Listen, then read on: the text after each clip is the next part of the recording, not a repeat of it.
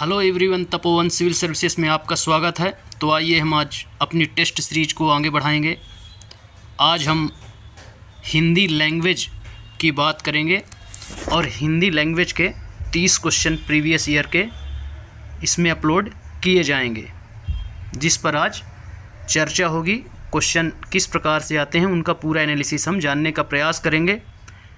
और आपको बार बार बताया जा रहा है कि आप शॉर्ट ट्रिक मत अपनाइए, सफलता की कोई शॉर्ट ट्रिक नहीं होती है। आप विस्तृत और गहन अध्ययन, इसमें लेक्चर्स डाले गए हैं सब्जेक्ट के एसएसटी पेपर 2, उसमें आपको class 6 NCERT history, polity, geography तीनों कंप्लीट करा दी गई है और क्लास 7 की ज्योग्राफी कंप्लीट करा दी गई है। हिस्ट्री और पॉलिटी भी लगभग हाफ हो गई है क्लास 7 की, उसमें आधे चैप्टर और बचे हैं। इसके बाद हम शुरू करेंगे क्लास 8 की एनसीईआरटी। तो इस प्रकार से इस मंथ में, मई के मंथ में लगभग एसएसटी जो पेपर 2 का सब्जेक्ट है वो पूर्णतः कंप्लीट हो जाएगा और टेस्ट सीरीज साथ में लगातार चलती रहेगी, जो कंटिन्यूअस चल भी रही है, जिसमें 4-5 लेक्चर्स अपलोड कर दिए गए हैं टेस्ट सीरीज के भी। और आज हम जिस पर चर्चा करने जा रहे हैं वह है लैंग्वेज में हिंदी लैंग्वेज। इसमें लैंग्वेज चुनी जाती हैं 2 लैंग्वेज, फर्स्ट और सेकंड। तो हम आज चर्चा करेंगे हिंदी लैंग्वेज की, इसलिए आप पहले लेक्चर्स को ज़रूर पढ़ें और फिर उसका डिटेल पेपर्स में एनालिसिस करें, तो आपको बेहतर परिणाम मिलेंगे। क्योंकि आप यदि शॉर्ट ट्रिक के माध्यम से चल रहे हैं तो हो सकता है कि आप सफल हो जाएं, पर नॉलेज नहीं रहेगा। और ज़्यादातर चांस ये होते हैं कि 1 या 2 नंबर से हर व्यक्ति पीछे रह जाता है, क्योंकि वो सिर्फ शॉर्ट ट्रिक के माध्यम से चलता है आगे। तो आप पहले उसका डिटेल पढ़िए लेक्चर्स में, फिर एनालिसिस करिए, टेस्ट सीरीज ज्वाइन करिए, तो आपको आनंद आएगा उसको सॉल्व करने में और परिणाम भी बेहतर मिलेंगे आपको। तो आइए आज हम लैंग्वेज का अपना टेस्ट शुरू करते हैं। इसमें हम 30 क्वेश्चन देखेंगे हिंदी लैंग्वेज के। तो फर्स्ट में निर्देश दिया गया है कि प्रश्न संख्या 91 से 99 तक दिए गए गद्यांश को ध्यानपूर्वक पढ़िए और पूछे गए प्रश्न का विकल्प चुनिए। तो इसमें एक गद्यांश है, इसके बाद कुछ प्रश्न दिए गए हैं जो इससे रिलेटेड हैं। वो प्रश्न, उनके उत्तर इस गद्यांश में मिलेंगे आपको। ऐसा गद्यांश आप जब पेपर देंगे उसमें भी आता है, लैंग्वेज में, दोनों लैंग्वेज में, या कोई भी लैंग्वेज आप हिंदी, संस्कृत, इंग्लिश में से चूज करेंगे, उसमें गद्यांश जरूर रहता है। तो चलिए इस गद्यांश को हम शुरू करते हैं। तो इसमें लिखा है, कहा जाता है स्वस्थ शरीर में ही स्वस्थ मस्तिष्क का वास होता है और स्वस्थ शरीर के लिए वातावरण का शुद्ध होना अत्यंत आवश्यक है।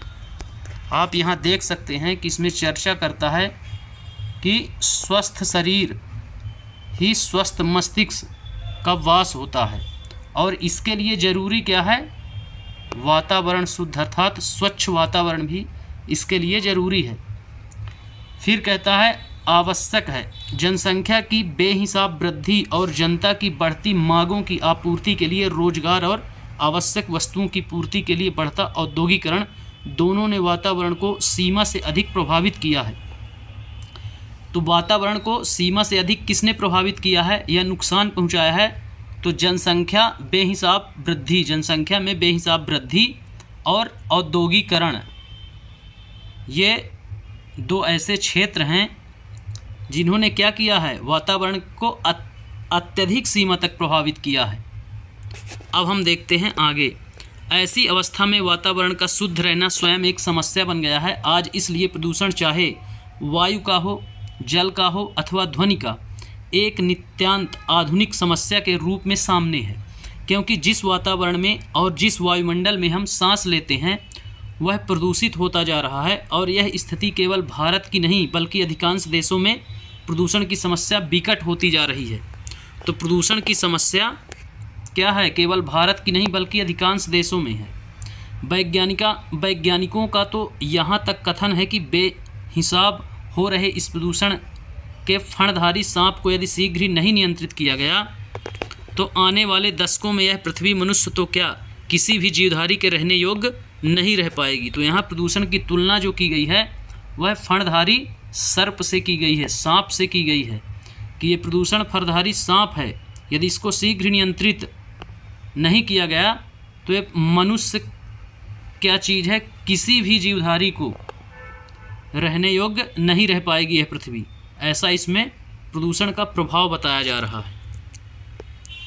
फिर है वनस्पतियां तक नहीं पनप पाएंगी, प्राणी के जीवन का तो प्रश्न ही नहीं उठता। बोलता है कि प्राणी के जीवन को तो छोड़िए, वनस्पति तक यहाँ नहीं उग सकेगी। तो इस प्रकार इस कथन में प्रदूषण को इंगित किया गया है। अब हम देखेंगे इससे रिलेटेड क्वेश्चंस। तो क्वेश्चन नंबर 91 है, गद्यांश के आधार पर स्वस्थ शरीर के लिए आवश्यक है अच्छा स्वास्थ्य, शुद्ध वातावरण, शुद्ध भावनाएं और शुद्ध मनोभाव। तो जैसा कि हम पैराग्राफ के फर्स्ट लाइन में ही चर्चा किए थे कि स्वस्थ शरीर जो होता है उसी में स्वस्थ मस्तिष्क निवास करता है और उसके लिए वातावरण का शुद्ध होना, क्या वातावरण का शुद्ध होना अत्यंत आवश्यक है। तो इसका जो आंसर होगा तो वह होगा शुद्ध वातावरण। गद्यांश के आधार पर स्वस्थ शरीर के लिए आवश्यक है शुद्ध वातावरण। अब हम बढ़ते हैं क्वेश्चन नंबर 92 की ओर। इसमें आप देख भी सकते हैं, ये लिखा गया है, उसके लिए वातावरण का शुद्ध होना अत्यंत आवश्यक है स्वस्थ शरीर के लिए। यही क्वेश्चंस वो पूछ रखा है। अब हम बढ़ते हैं क्वेश्चन नंबर 92 की ओर। 92 क्वेश्चन कहता है, वातावरण पर बुरा प्रभाव डालने वाले मुख्य कारक हैं डैश। इसमें 4 कारक दिए गए हैं। पूछता है कि वातावरण पर बुरा प्रभाव डालने वाले कौन से मुख्य कारक हैं। तो नंबर 1 है जनता की बढ़ती मांगें तथा पूर्ति।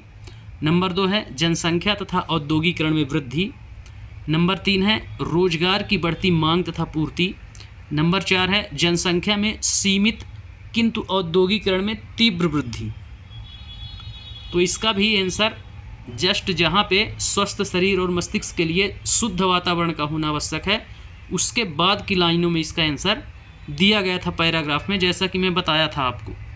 तो इसका जो आंसर होगा वह होगा जनसंख्या तथा औद्योगिकरण में वृद्धि। Option number 2। वातावरण पर बुरा प्रभाव डालने वाले मुख्य कारक जो हैं वो हैं जनसंख्या में वृद्धि और औद्योगिकरण में वृद्धि, जिसके कारण इसी के कारण जनता की क्या होती हैं, मांगें बढ़ती हैं और उनकी पूर्ति नहीं हो पाती है क्योंकि संसाधन सीमित हैं। लेकिन जनसंख्या इतनी बढ़ रही है कि संसाधन पर दबाव ज़्यादा बढ़ रहा है और रोजगार की मांग भी बढ़ती है। ये सब जनसंख्या वृद्धि के ही परिणाम हैं। तो वातावरण पर बुरा प्रभाव जनसंख्या वृद्धि और औद्योगिकरण में वृद्धि, दोनों की वृद्धि है। इसका आंसर सही है ऑप्शन नंबर 2। अब हम बढ़ते हैं क्वेश्चन नंबर 93 की ओर। क्वेश्चन नंबर 93 कहता है, गद्यांश के अनुसार आधुनिक समस्या है वायुमंडल प्रदूषण, रोजगार में कमी, जनसंख्या में वृद्धि, ग्लोबल वार्मिंग। जो गद्यांश ऊपर दिया गया है उसके अनुसार आपको बताना है कि 4 ऑप्शन जो दिए गए हैं इनमें से आधुनिक समस्या क्या है। तो मुख्यतः गद्यांश में चर्चा किसकी की गई है वही आधुनिक समस्या होगी। तो इसका जो सही आंसर है वह है वायुमंडल प्रदूषण। ऑप्शन नंबर 1 इसका सही आंसर होगा। पूरा गद्यांश जो दिया गया है वह प्रदूषण पर ही बताया गया है। तो प्रदूषण शब्द सिर्फ ऑप्शन नंबर 1 में है। रोजगार में कमी ये तो जनसंख्या वृद्धि का परिणाम है। तो इस प्रकार से इसका जो सही आंसर होगा वह होगा ऑप्शन नंबर 1 वायुमंडल प्रदूषण। अब हम बढ़ते हैं क्वेश्चन नंबर 94 की ओर। क्वेश्चन नंबर 94 कहता है, प्रदूषण की समस्या है डैश। ऑप्शन नंबर 1 बोलता है केवल भारत में, केवल एशियाई देशों में। ऑप्शन 3 बोलता है संसार के अधिकतर देशों में। ऑप्शन नंबर 4 है संसार के कुछ ही देशों में। तो इसका जो सही आंसर है वह होगा ऑप्शन नंबर 3 संसार के अधिकतर देशों में प्रदूषण की समस्या है। ये भी आपको अभी ऊपर गद्यांश में देखने को मिला था। गद्यांश के लगभग सेंटर में ये लाइनें लिखी गई हैं कि प्रदूषण की समस्या जो है भारत में ही नहीं बल्कि संसार के अधिकांश देशों में विस्तृत है। अब हम बढ़ते हैं अगले क्वेश्चन की ओर। Question number 95। गद्यांश में अत्यधिक बढ़ते प्रदूषण की तुलना किससे की है? तो इसको भी बताया गया है जैसे कि जो ऊपर वाला क्वेश्चन है।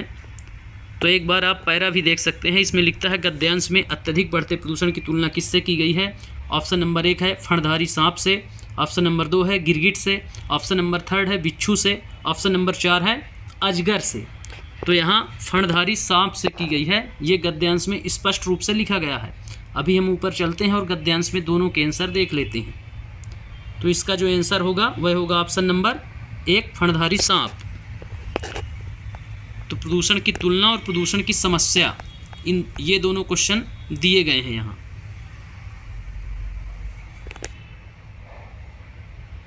ये आपको स्पष्ट रूप से यहाँ वायुमंडल में हम सांस लेते हैं वह प्रदूषित होता जा रहा है। यह स्थिति केवल भारत में नहीं बल्कि अधिकांश देशों में प्रदूषण की समस्या विकट होती जा रही है। ये क्वेश्चन नंबर 94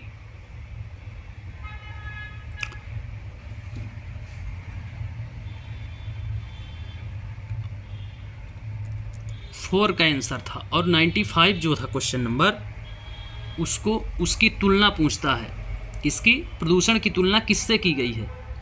तो यहाँ बेहिसाब हो रहे प्रदूषण के फणधारी सांप को, अर्थात यहाँ फणधारी सांप से उसकी तुलना की गई है प्रदूषण की।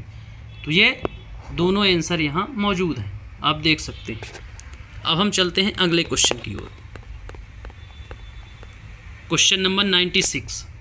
आने वाले दशकों में यह पृथ्वी मनुष्य तो क्या किसी भी जीवधारी के रहने योग्य नहीं रह पाएगी वाक्य का भाव है। अर्थात इस वाक्य से आप क्या समझते हैं, इसका अर्थ किस ओर इंगित करता है, यह क्वेश्चन में पूछा गया है कि आने वाले दशक में यह पृथ्वी मनुष्य तो क्या किसी जीवधारी के रहने योग्य नहीं रह पाएगी। ये उस गद्यांश के लास्ट पैरा में दिया गया है। ऑप्शन नंबर 1 है पृथ्वी से मनुष्य का अस्तित्व समाप्त हो जाएगा। ऑप्शन नंबर 2 है पृथ्वी से जंतुओं का अस्तित्व समाप्त हो जाएगा। ऑप्शन नंबर 3 है पृथ्वी से सभी प्रकार के जीवन का अस्तित्व समाप्त हो जाएगा। ऑप्शन नंबर 4 है मनुष्य के अस्तित्व पर कोई आँच नहीं आएगी। तो इसका जो सही आंसर है वह है ऑप्शन नंबर 3,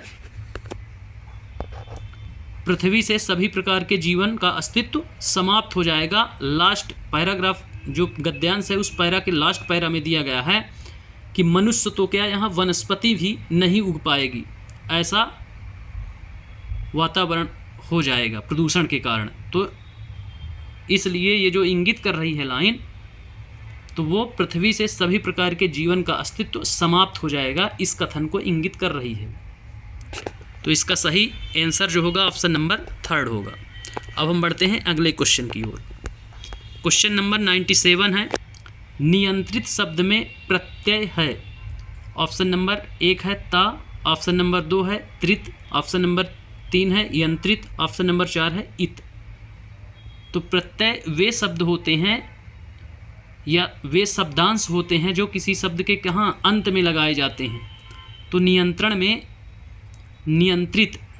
में आप इत प्रत्यय लगाएं तो नियंत्रित हो जाएगा। तो इसका जो सही आंसर होगा, यदि आप हिंदी की ग्रामर थोड़ा बहुत ठीक ठाक ढंग से पढ़े हैं तो ग्रामर से रिलेट करके इसको पूछा गया है। इसका आंसर जो होगा ऑप्शन नंबर 4 होगा, इसमें इत प्रत्यय का प्रयोग हुआ है। अब हम बढ़ते हैं अगले क्वेश्चन की ओर। क्वेश्चन नंबर 98 कहता है दशक में समास का भेद बताइए। ऑप्शन नंबर 1 है द्वंद्व समास, ऑप्शन नंबर 2 है तत्पुरुष समास, ऑप्शन नंबर 3 है द्विगु समास, ऑप्शन नंबर 4 है बहुव्रीहि समास। तो इसका जो सही आंसर होगा वह होगा ऑप्शन नंबर 3 द्विगु समास। द्विगु समास की परिभाषा है कि प्रथम पद क्या होता है, संख्यावाची विशेषण होता है। तो दशक में प्रथम शब्द 10 है, इसलिए इसका आंसर द्विगु समास होगा। द्वंद्व में और का लोप होता है, तत्पुरुष में विभक्तियों का लोप होता है, प्रथम से सप्तमी तक विभक्ति, द्वितीय विभक्ति से सप्तमी तक का जिक्र होता है तत्पुरुष में। तो इस प्रकार से आप समास की परिभाषाएं जब आप पढ़ेंगे उसमें ये सारी चीज़ें आपको मिलेंगी। तो इसका सही आंसर जो होगा दशक में वह होगा द्विगु समास, क्योंकि इसमें प्रथम पद क्या है, संख्यावाची विशेषण है, और उसकी परिभाषा होती है कि जिसमें प्रथम पद संख्यावाची विशेषण हो वह द्विगु समास कहलाता है। अब हम बढ़ते हैं अगले क्वेश्चन की ओर। क्वेश्चन नंबर 99 है, समूह से भिन्न शब्द है। 4 शब्द दिए गए हैं, आपको समूह से भिन्न शब्द छांटना है। तो ऑप्शन नंबर 1 है आधुनिक, ऑप्शन नंबर 2 है आवश्यक, ऑप्शन नंबर 3 है स्वस्थ, और ऑप्शन नंबर 4 है स्वास्थ्य। तो इसका जो सही आंसर है वह है ऑप्शन नंबर 4 स्वास्थ्य। तो आधुनिक, आवश्यक और स्वस्थ ये तीनों अभी ऊपर जो गद्यांश था उसमें जिक्र है इनका। स्वास्थ्य का जिक्र मेडिकल लाइन का क्षेत्र है, इसमें नहीं किया गया है, ये सबसे अलग शब्द है। तो इस प्रकार से उस गद्यांश के सभी प्रश्नों को हमने हल करके देखा और उनके अर्थ को समझा। अब निर्देश आते हैं 100 से 105। क्वेश्चन नंबर जो हैं 100 से 105 तक निम्नलिखित पद्यांश को पढ़कर पूछे गए प्रश्नों के सबसे उपयुक्त उत्तर वाले विकल्प चुनिए।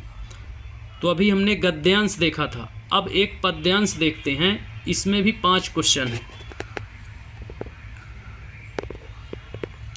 तो ये पद्यांश दिया गया है, रक्तपात पर अड़ा नहीं यह, दया दंड में जड़ा हुआ, खड़ा नहीं पशु बल के ऊपर, आत्मशक्ति से बड़ा हुआ, इसको छोड़ कहाँ वह सच्ची, विजय वीरता ठहरे, भारत का झंडा फहरे।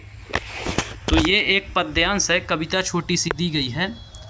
अब इसके 5 क्वेश्चन हैं, तो उनको हम देखेंगे। वीर रस प्रधान यह कविता है। तो अब चलिए हम इसको आगे देखते हैं। क्वेश्चन नंबर 100वां है, कविता में किसकी कामना की गई है?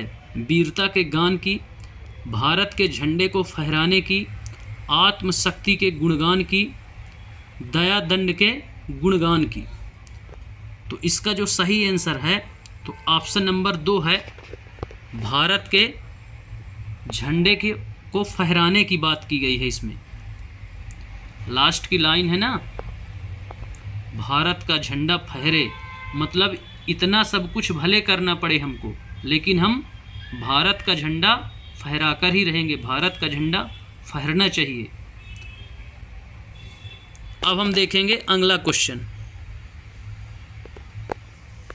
क्वेश्चन नंबर 101, भारत के झंडे को फहराने से तात्पर्य है विजय गाथा, ऑप्शन नंबर 2 है गणतंत्र दिवस, ऑप्शन नंबर 3 है कीर्ति गान, ऑप्शन नंबर 4 है स्वतंत्रता।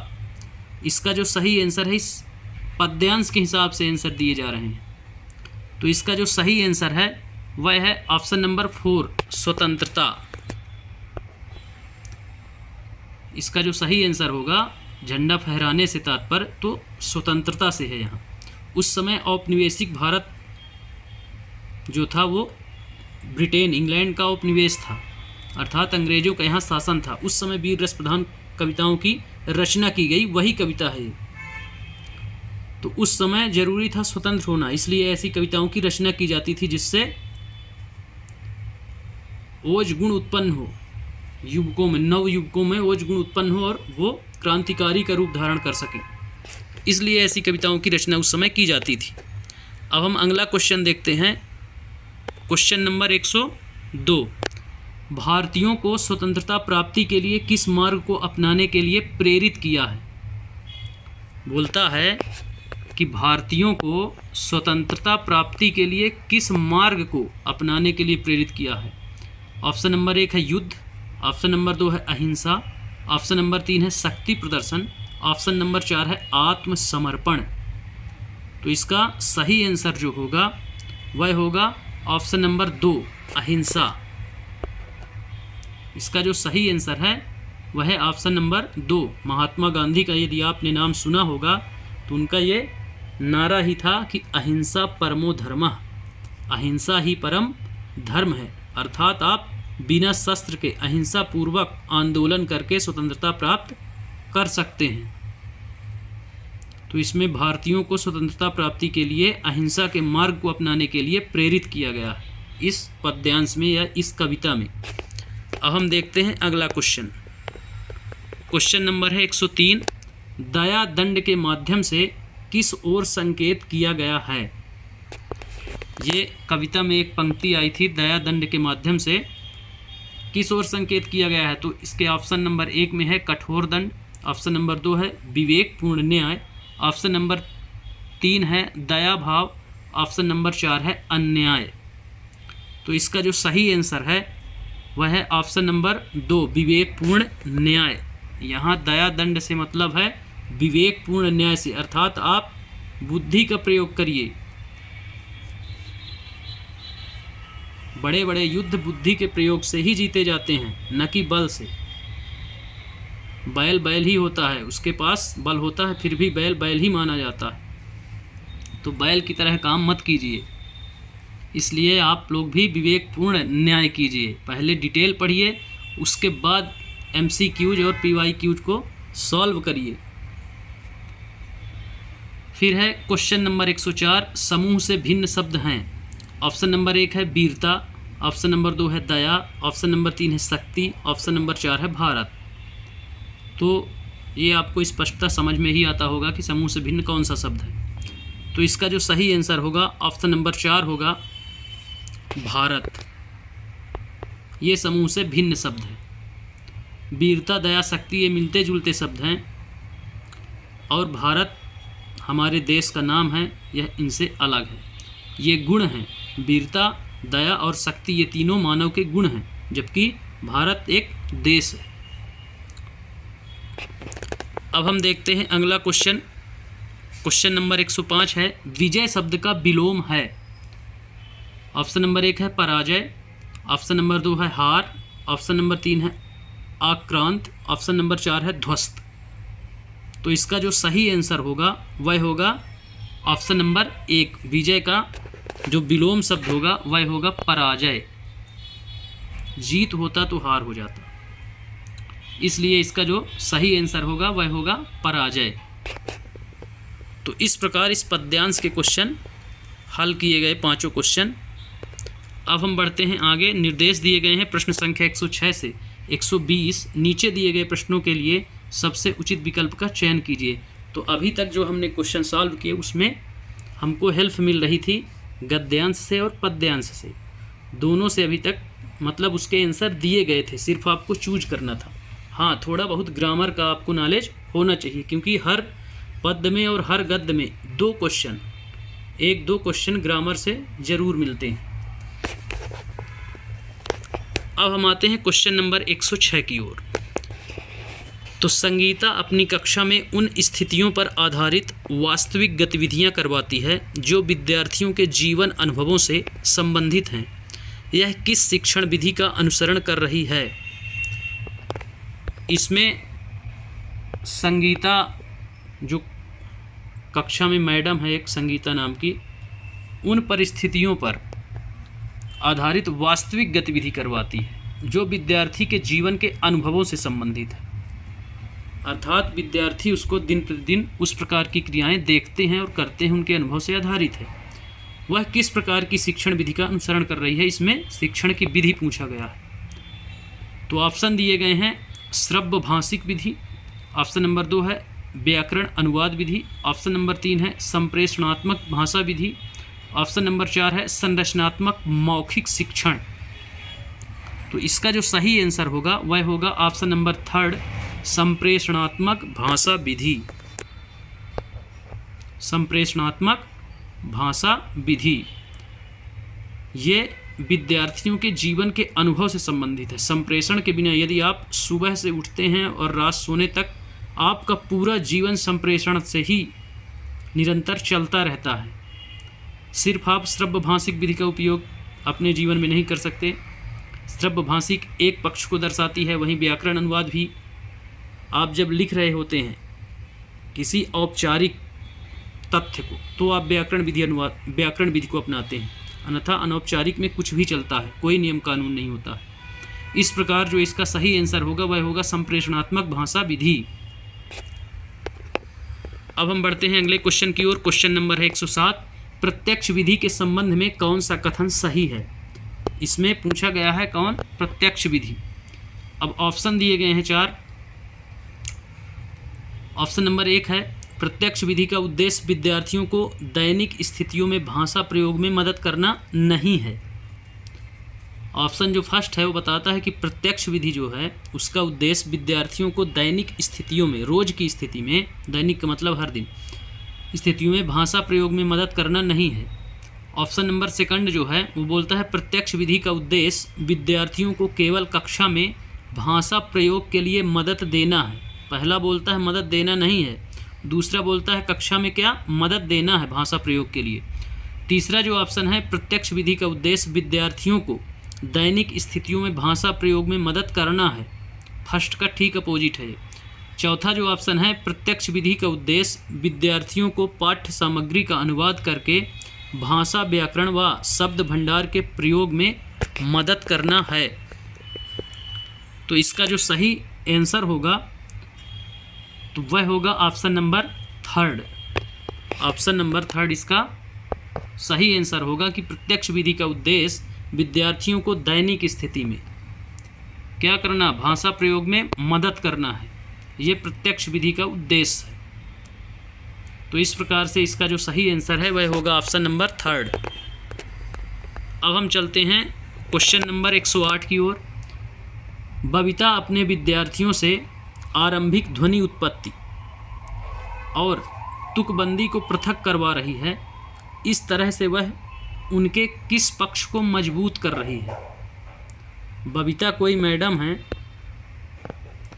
तो विद्यार्थियों से आरंभिक ध्वनि उत्पत्ति और तुकबंदी को पृथक करवा रही हैं, अलग अलग करवा रही हैं दोनों को। इस तरह से वह किस पक्ष को मजबूत कर रही हैं? ऑप्शन नंबर 1 है ध्वनि विज्ञान जागरूकता। ऑप्शन नंबर 2 है आकृति विज्ञान जागरूकता। ऑप्शन नंबर 3 है चित्र विज्ञान जागरूकता। ऑप्शन नंबर 4 है व्याकरण के प्रति जागरूकता। तो इसका जो सही आंसर है वह है ऑप्शन नंबर 1 ध्वनि विज्ञान जागरूकता, क्योंकि क्वेश्चन में ही इसका आंसर है वो ध्वनि उत्पत्ति और तुकबंदी को पृथक करवा रही है, ध्वनि वाले यंत्रों को पृथक करवा रही है। तो ऑब्वियसली इसका आंसर ध्वनि विज्ञान की जागरूकता वो करवा रही है बच्चों में। आकृति यहाँ दिया ही नहीं गया है, आप यहाँ से ही इसका आंसर पकड़ सकते हैं। तो इसका जो सही आंसर है वह है ऑप्शन नंबर 1 ध्वनि विज्ञान जागरूकता। अब हम बढ़ते हैं क्वेश्चन नंबर 109 की ओर। तो 109 बोलता है निम्न में से किसे सारांश पठन के रूप में भी जाना जाता है?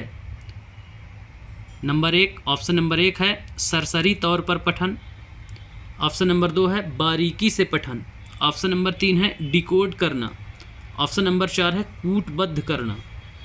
तो इसका जो सही आंसर होगा वह होगा ऑप्शन नंबर 1 सरसरी तौर पर पठन। सारांश जो है, सारांश पठन, इसका मतलब होता है सरसरी तौर पर पठन। आप जब किसी पाठ को पढ़ते हैं उसका सारांश समझ लेते हैं। जैसे कि मैं बता रहा हूँ कि आप लेक्चर्स देखिए और उन लेक्चर्स को नोट करिए अपनी नोट्स में, जहाँ जहाँ अंडरलाइन करवाया गया है। तो जब आप अंडरलाइन किए हुए पार्ट को अपनी नोट्स में नोट कर लेंगे तो वह उन लेक्चर्स का क्या कहलाएगा? सारांश। कि आपने उन लेक्चर्स का सारांश नोट कर लिया है। तो जो पाठ लगभग 1 घंटे का था अब वह मात्र 15 मिनट का बचा। तो आप उसका सारांश आप लिख करके रख लिए हैं और उसको क्या करेंगे, हर दिन सरसरी तौर पर पठन कर लेंगे, क्योंकि आपने गहन पठन उसका पहले से कर रखा है डिटेल। अब सारांश आपके पास है जहाँ से क्वेश्चन आएंगे, तो उस सारांश को आप हर दिन क्या करेंगे, अभ्यास करेंगे, उसको सरसरी तौर पर सरसरी निगाह से पढ़ लेंगे तो जल्दी होगा। तो वही है सारांश पठन के रूप में किसे जाना जाता है? तो सरसरी तौर पर पठन को सारांश पठन के रूप में जाना जाता है। इसका आंसर ये है ऑप्शन नंबर 1। तो वो मैं एग्जाम्पल दिया हूँ अपने लेक्चर्स का। अब हम बढ़ते हैं अगले क्वेश्चन की ओर। क्वेश्चन नंबर 110, निम्नलिखित में से किसके अंतर्गत पाठ्य सामग्री को जल्दी जल्दी किसी विशिष्ट सूचना के लिए पढ़ा जाता है। इसमें क्वेश्चन पूछता है कि किसके अंतर्गत, फिर से वही 4 विधियां दे दिया है, पूछता है किसके अंतर्गत पाठ्य सामग्री को जल्दी जल्दी किसी विशिष्ट सूचना के लिए पढ़ा जाता है। तो इसमें ऑप्शन देता है, ऑप्शन नंबर 1 है सरसरी तौर पर, ऑप्शन नंबर 2 है बारीकी से पठन, ऑप्शन नंबर 3 है डिकोडिंग और ऑप्शन नंबर 4 है कूटबद्ध करना। तो इसका जो सही आंसर होगा वह होगा ऑप्शन नंबर 2, बारीकी से पठन। इसमें ऑप्शन नंबर 2 होगा इसका सही आंसर, बारीकी से पठन, क्योंकि इसमें पूछता है कि किसके अंतर्गत पाठ्य सामग्री को जल्दी जल्दी किसी विशिष्ट सूचना के लिए पढ़ा जाता है। पूरी पाठ्य सामग्री पढ़ने की बात कर रहा है, इसीलिए आपको पूरी बारीकी से पढ़ना पड़ेगा। तो इसलिए एक बार में आपसे कोई भी चीज़ें याद नहीं होती हैं। पढ़ने से चीज़ें कम होती हैं, सुनने से ज़्यादा चीज़ें याद होती हैं, और देखने और सुनने का जो परसेंटेज है वो ज़्यादा है, लिखने से स्थायी होती हैं। तो इसलिए आप बारीकी से पठन पहले करेंगे, फिर उसके बाद सारांश। तो इसका जो आंसर होगा वह होगा बारीकी से पठन। पूरी पाठ्य सामग्री को बोल रहा है जल्दी जल्दी किसी विशिष्ट सूचना के लिए पढ़ा जाए।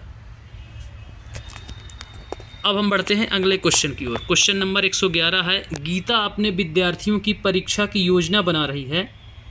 कोई गीता मैडम है जो अपने विद्यार्थियों की परीक्षा की योजना बना रही हैं।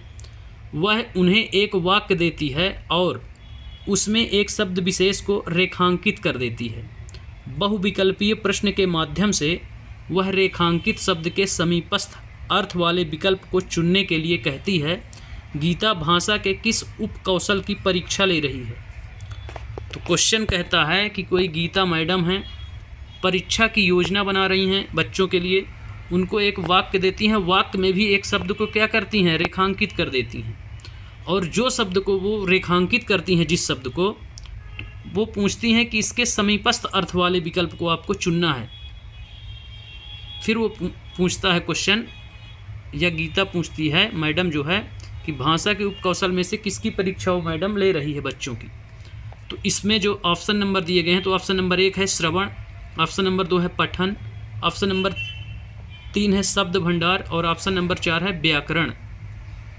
तो इसमें आपको समझ में आ जाना चाहिए कि एक शब्द दिया गया है, रेखांकित किया गया है, उसके समीपस्थ विकल्प चुनने को कहा जा रहा है। ग्रामर से जोड़ करके यदि आप थोड़ा सा भी तर्क लगा पा रहे हैं तो इसका आंसर आप फट से पकड़ पाएंगे। इसका जो सही आंसर होगा वह होगा ऑप्शन नंबर 3, शब्द भंडार, क्योंकि शब्दार्थ हर पाठ के शुरू में दिए जाते हैं। तो वही वो पूछती है, शब्द देती है, रेखांकित करती है और समीपस्थ अर्थ। तो इसका आंसर जो होगा वो शब्द भंडार का यहाँ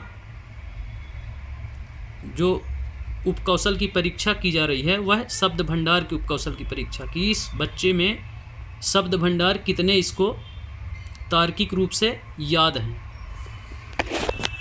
तो इस प्रकार से इसका सही आंसर ऑप्शन नंबर 3 होगा। अब हम बढ़ते हैं अगले क्वेश्चन की ओर। क्वेश्चन नंबर 112 है, प्रेरणा अपने विद्यार्थियों की शब्द संपदा की परीक्षा लेना चाहती है, उसे क्या नहीं करना चाहिए। कोई प्रेरणा मैडम है, वो विद्यार्थियों की शब्द संपदा की परीक्षा लेना चाहती हैं, उनको इन कथनों में से क्या नहीं करना चाहिए। ऑप्शन नंबर 1 है, बिना किसी संदर्भ के शब्दों के अर्थ पूछना, अर्थात बिना किसी संदर्भ के शब्दों के अर्थ नहीं पूछना चाहिए उनको। ऑप्शन नंबर 2 कहता है, वाक्य में किसी शब्द को रेखांकित कर उसका समानार्थी पूछना। ऑप्शन नंबर 3 है, वाक्य में किसी शब्द को रेखांकित कर उसका विलोमार्थी पूछना। ऑप्शन नंबर 4 है, अनुच्छेद से कुछ शब्द देकर संदर्भ में उसके अर्थ खोजना। तो ये जो 4 ऑप्शन दिए गए हैं उनमें से उन्हें क्या नहीं करना चाहिए पूछा है, क्या करना चाहिए नहीं। तो इसका जो सही आंसर होगा वह होगा ऑप्शन नंबर 1 बिना किसी संदर्भ के शब्दों के अर्थ पूछना। जब कोई संदर्भ ही नहीं है तो शब्द का अर्थ पूछने से कोई मतलब ही नहीं उठता, इसलिए इसका जो सही आंसर होगा वह होगा ऑप्शन नंबर 1 बिना किसी संदर्भ के शब्दों के अर्थ पूछना।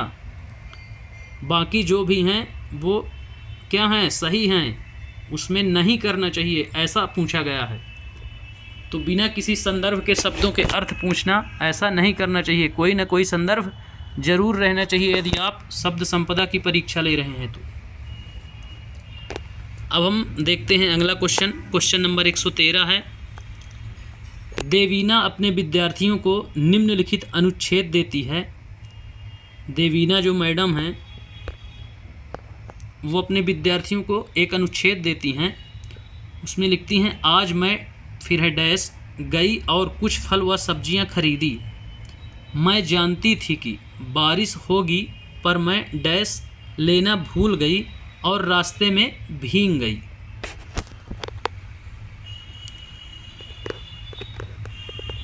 वह विद्यार्थियों को सर्वाधिक उपयुक्त शब्दों के माध्यम से रिक्त स्थान की पूर्ति करने के लिए कहती है। रिक्त स्थान की पूर्ति के लिए देवीना के विद्यार्थियों को क्या करना होगा? सर्वाधिक उपयुक्त शब्दों के माध्यम से बोल रही हैं, तो अब विद्यार्थियों को क्या करना होगा? तो ऑप्शन नंबर 1 है संदर्भ को समझकर सर्वाधिक उपयुक्त शब्द जानना होगा। ऑप्शन नंबर 2 है केवल व्याकरण के नियमों को समझना होगा। ऑप्शन नंबर 3 है वाक्य के वाक्य विन्यास को समझना होगा। ऑप्शन नंबर 4 है पाठ की विषय वस्तु को समझना होगा। तो इसका जो सही आंसर होगा वह होगा ऑप्शन नंबर 1। ऑप्शन नंबर 1 इसका सही आंसर होगा कि संदर्भ को पहले समझें फिर सर्वाधिक उपयुक्त शब्द जानना होगा। पूरे संदर्भ में जो चर्चा हो रही है तो मार्केट जाकर छाता खरीदने भूल जाने की बात हो रही है, भीग गई, तो पहले आप संदर्भ को समझें तो आप पकड़ पाएंगे कि खाली स्थान में क्या करना है। तो इस प्रकार से इसका जो सही आंसर है वह होगा ऑप्शन नंबर 1 संदर्भ को समझकर सर्वाधिक उपयुक्त शब्द जानना होगा। व्याकरण का वहाँ कोई मूल्य नहीं है, वाक्य विन्यास का भी नहीं है, पाठ है ही नहीं, एक केस टाइप का संदर्भ वो दे रखी है मैडम। अब हम देखते हैं अगला क्वेश्चन नंबर 114 है प्रत्यक्ष विधि में व्याकरण किस प्रकार से पढ़ाई जाती है। यहाँ प्रत्यक्ष विधि की बात हो रही है, उसमें पूछता है कि व्याकरण किस प्रकार से पढ़ाई जाती है प्रत्यक्ष विधि में। ऑप्शन नंबर 1 है आगमनात्मक तरीके से। ऑप्शन नंबर 2 है निगमनात्मक तरीके से। ऑप्शन नंबर 3 है बिना व्याख्या के। ऑप्शन नंबर 4 है कृत्रिम तरीके से। तो इसका जो सही आंसर होगा वह होगा ऑप्शन नंबर 1 आगमनात्मक तरीके से। ऑप्शन नंबर 1 आगमनात्मक तरीके से। आगमनात्मक तरीके से मतलब होता है कि पहले आप उदाहरण प्रस्तुत करें बच्चों के सामने, उसके बाद नियम की ओर जाएं। यदि आप प्रत्यक्ष विधि का उपयोग करके व्याकरण पढ़ा रहे हैं तो पहले आप एग्जाम्पल बताएंगे, पहले बताएंगे विद्यालय, फिर बताएंगे विद्याधन आलय, और फिर उसके नियम बताएंगे। तो विद्याधन आलय बता दिए हैं आप, फिर उसके आप नियम की ओर जाएंगे। तो उदाहरण से नियम की ओर जाना आगमनात्मक विधि कहलाती है, जबकि निगमनात्मक विधि पहले नियम बताएं फिर उदाहरण की ओर जाएं। तो इस प्रकार से इसका जो सही आंसर होगा वह होगा आगमनात्मक तरीके से। अब हम बढ़ते हैं अगले क्वेश्चन की ओर। क्वेश्चन नंबर 115 है पाठ्यक्रम डिजाइन में प्रस्तुतिकरण अपने आप में किससे संबंधित है। कोई पाठ्यक्रम यदि डिजाइन करना है तो प्रस्तुतिकरण उसका अपने आप में किससे संबंधित है। पाठ्यक्रम डिजाइन के लिए प्रस्तुतिकरण अपने आप से किससे संबंधित है। यहाँ पे 4 ऑप्शन हैं। ऑप्शन नंबर 1 है वे प्रक्रियाएं जिनसे कोश विषयक और व्याकरणिक विषय वस्तु का चयन किया जाता है। क्या? कोश विषयक और व्याकरणिक विषय वस्तु का चयन किया जाता है। ऑप्शन नंबर 2 है वे सिद्धांत जिनसे विषय वस्तु का संयोजन व क्रम निर्धारित किया जाता है। ऑप्शन नंबर 3 है सूचनाएं प्रस्तुत करने की तकनीक। ऑप्शन नंबर 4 है भाषा शिक्षण की विशिष्ट प्रक्रियाओं का प्रयोग करना। तो अब आप बताएंगे कि पाठ्यक्रम डिजाइन में प्रस्तुतिकरण अपने आप में किससे संबंधित है। कोई पाठ्यक्रम डिजाइन करना है उसका एक सीरियल वाइज प्रस्तुतिकरण होता है, उसी से एक क्वेश्चन पूछा गया है। ये बीएड में आपको फर्स्ट सेम में करिकुलम डिजाइन सिखाया जाता है। तो इसका जो सही आंसर होगा वह होगा ऑप्शन नंबर 2, वे सिद्धांत जिनसे विषय वस्तु का संयोजन यानी विषय वस्तु को जोड़ देना, वह क्रम निर्धारित किया जाता है, यही पाठ्यक्रम डिजाइन है। उसके प्रस्तुतिकरण में विषय वस्तु को संयोजन अर्थात जोड़ देना और उसका एक क्रम निर्धारित करना, सीरियल वाइज उसको जमाना, ये पाठ्यक्रम डिजाइन के अंतर्गत आते हैं। अब हम देखते हैं अगला क्वेश्चन नंबर है 116। वाचन, बोलने और शारीरिक क्रियाओं के समन्वयन पर आधारित भाषा शिक्षण विधि कौन सी है? इसमें जो क्वेश्चन बोलता है वह बोलता है कि वाचन यानी बोलने और शारीरिक क्रियाओं के समन्वय मतलब दोनों को जोड़ने के लिए समन्वय पर आधारित भाषा शिक्षण विधि कौन सी है? तो जिसमें वाचन भी हो जाए और शारीरिक क्रियाओं का संचालन भी हो, इन दोनों के लिए कौन सी विधि प्रयुक्त होगी? तो इसमें दिया गया है 4 विधियों के नाम दिए गए हैं। ऑप्शन नंबर 1 है प्रत्यक्ष विधि, ऑप्शन नंबर 2 है समग्र भौतिक प्रतिक्रिया, ऑप्शन नंबर 3 है स्थितिपरक उपागम, ऑप्शन नंबर 4 है संरचनात्मक उपागम। तो इसका जो सही आंसर होगा वह होगा ऑप्शन नंबर 2, समग्र भौतिक प्रतिक्रिया। समग्र का मतलब ही होता है सबको जोड़ देना, सबको साथ में लेकर चलना। और जो क्वेश्चन पूछा जाता है, इसमें पूछा गया है, वह बोलता है कि वाचन यानी कि बोलना और शारीरिक क्रियाओं, शारीरिक संचालन जो एक कम्युनिकेशन का पार्ट है, तो दोनों को जोड़ करके, समन्वय का मतलब होता है दोनों को जोड़ देना, तो दोनों को जोड़ने पर आधारित इन 4 में से कौन सी विधि है? तो समग्र का मतलब होता है जैसे किसी स्टूडेंट का समग्र अध्ययन करना है तो उसके पढ़ाई का, खेल का, व्यवहार का, बात करने का ढंग, उठने बैठने का ढंग इत्यादि सभी चीज़ों का जोड़ करके अध्ययन किया जाता है। इसी प्रकार से दोनों को जोड़ना है तो समग्र भौतिक प्रतिक्रिया यहाँ आंसर होगी।